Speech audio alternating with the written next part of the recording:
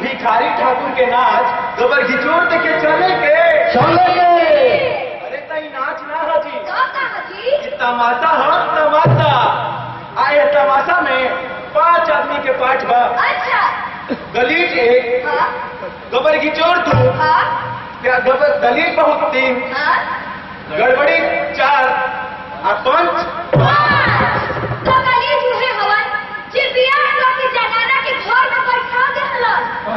अपने चल गइलन बाहर कमाए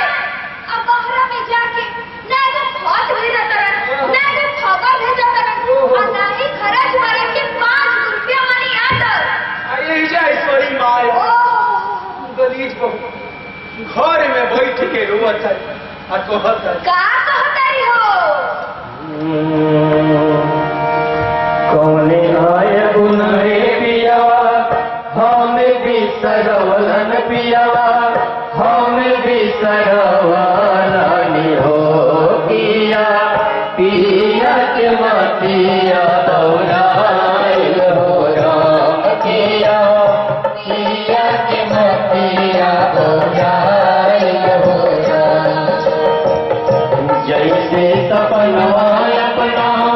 पिया जी के देखनी अपना पिया जी के देखनी हो दिया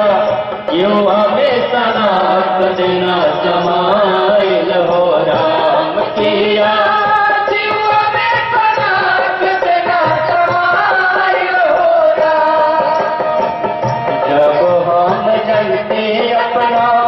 पिया जी के पाछा लगते पिया जी के पाछा लगते हो किया जरिए के हुए हमर भुलाइल हो